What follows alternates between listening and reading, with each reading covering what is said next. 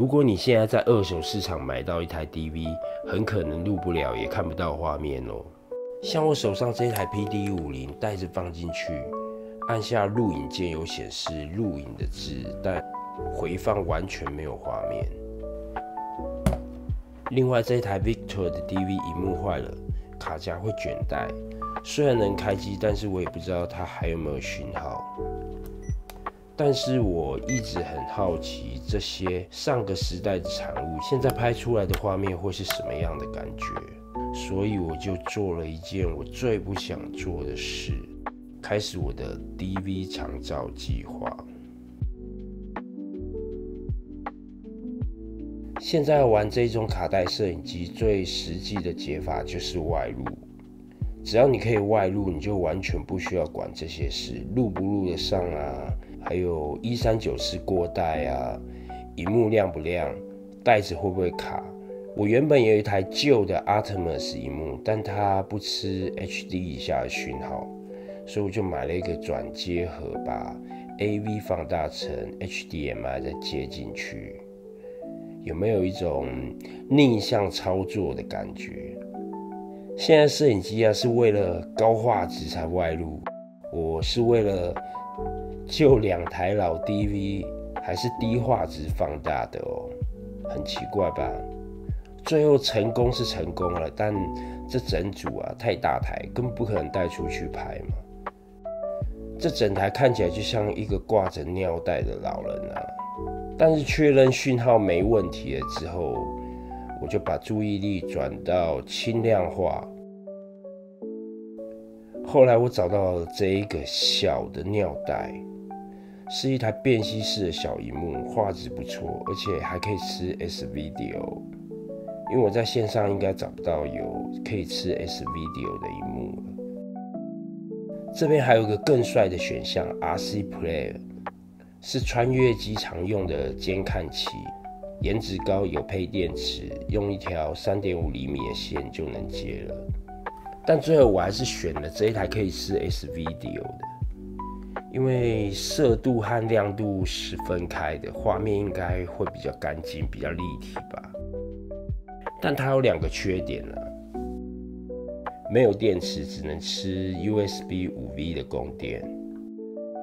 我手边刚好有一颗吸铁的电池，上面有 USB 孔，但孔在下方，只好买一条直角的扁线。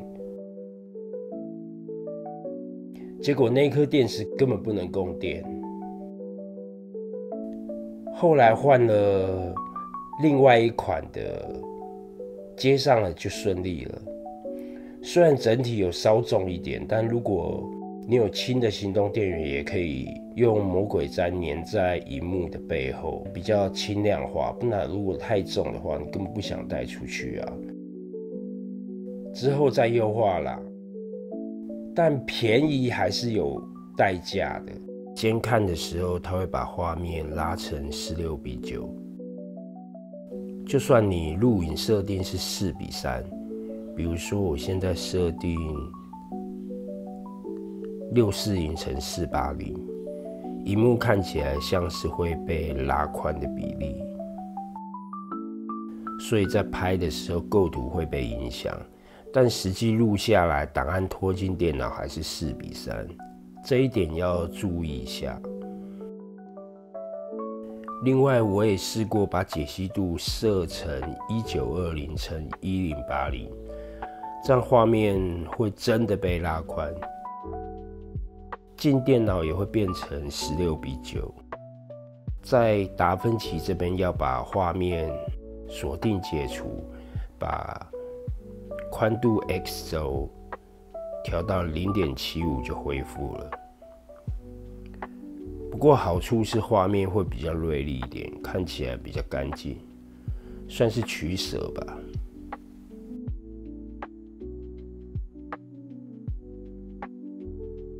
说那么多，现在我这一台机器唯一要处理的问题是怎么把那一堆线收干净。我当下接上去的时候也不确定会不会成功啊，但是当画面亮起来的那一刻，我知道这台机器还可以再拍。这一种萤幕大概会变成玩卡带摄影机的必备装备了。至于那一台 JVC 我接上去了，讯号坏掉了，不太能用了。这个画面有没有很奇怪呢？它一直往右跑啊，好像同步讯号没有接到一样。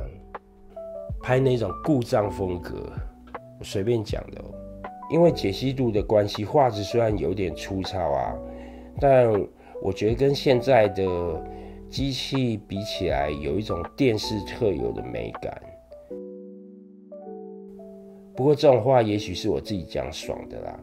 但如果你哪天也遇到一台你喜欢的老 DV， 也许你会知道我在说什么。如果你只是想拍片，现在的相机选择超多又方便的。但如果你也想试一试老 DV 的魅力，得有心理准备，这一条路一定有点麻烦，但肯定也会有一点点浪漫。